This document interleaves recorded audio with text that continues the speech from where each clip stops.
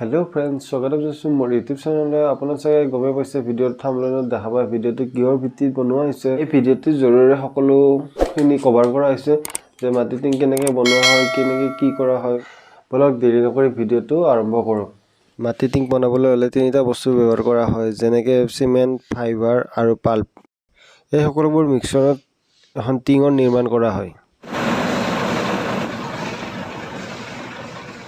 এইটো হৈছে ফাইবাৰ গুড়ি কৰা মেচিন। ইয়াত ফাইবাৰবোৰ গুড়ি কৰি লোৱা হয়। ফাইবাৰবোৰ আচলতে পেকেটত অহা যায়।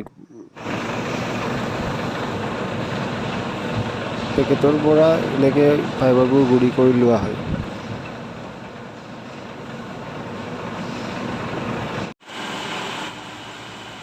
ফাইবাৰৰ পিছত আহিব পাল্প। পাল্পটো একো বেলেগ বস্তু নহয়, পাল্পটো হৈছে কাগজ, ডাঠ কাগজ হয়।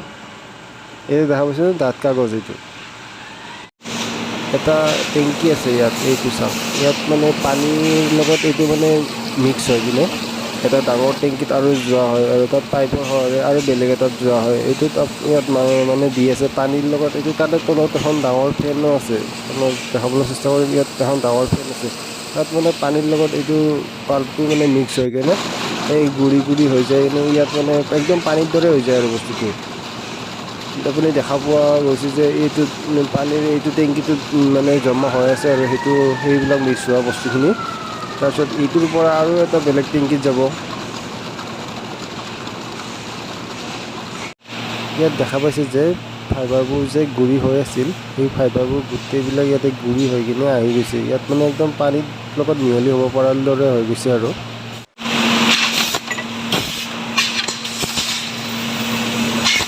এইবোৰ যে দেখা পাই আছে আপোনালোকে, এইবোৰ কি ভাবিছেনে? এইবোৰ হৈছে ফাইবাৰ, পাল্প আৰু চিমেণ্ট। চবখিনি লিকুইড থাকে। লিকুইডৰ পৰা যাই কিনে এইটো ইয়াত এটা টেংকি দেখা পাইছেনে?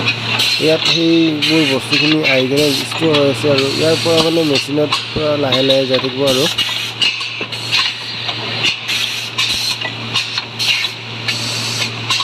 ইয়াত লেফ্ট চাইডত দেখা পোৱা গৈছে যে ডাঙৰ ডাঙৰ পাইপ কেইডালমান আছে। এই পাইপৰ সহায়ত তললৈ গৈ কিনে ইয়াত কম্বলৰ সহায়ত মানে মেটেলখিনি উঠি যায়। এইটো যে ঘূৰি আছে বস্তুটো, ইয়াক কি বুলি কোৱা হয়? এই ঘূৰি থকা বস্তুটোক ড্ৰাম বুলি কোৱা হয়। দেখা পাইছে চিটটো কেনেকৈ ওলাইছে? এই চিটটো কেনেকৈ ওলাল? ইয়াত ড্ৰামত কেনেকৈ লাগিল? এয়া যে কম্বলত যে মেটেলখিনি লাগি আছিল, এই মেটেলবোৰ আগত আহি ইয়াত এয়া কম্বলৰ সহায়ত ড্ৰামত লাগিছে। ড্ৰামৰ পৰা চিটটো এনেকৈ ওলাই গৈছে। আপোনালোকে এতিয়া গম পালে চাগে মাটিৰ টিং কেনেকৈ বনোৱা হয়। ভিডিঅ'টো যদি ভাল লাগিছে লাইক কৰি দিব।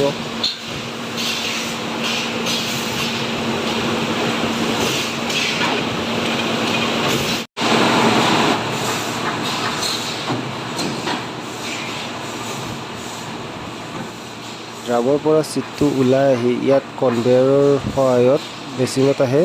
এইটো ইয়াৰ পৰা মানে কেনেকুৱা ছাইজত কাটিব লাগে, ইয়াত কাটি কিনে ইয়াত ছাইডত যে আছে এইটোত বগী বুলি কোৱা হয়, তাতে মানে ষ্টক কৰা হৈছে। তাৰ পৰা হিটাৰৰ সহায়ত শুকোৱা হ'ব। তাৰপিছত আমাৰ মানে দোকানে দোকানে ঘৰে ঘৰে পূৰা আৰু টিংটো আহি যাব। আৰু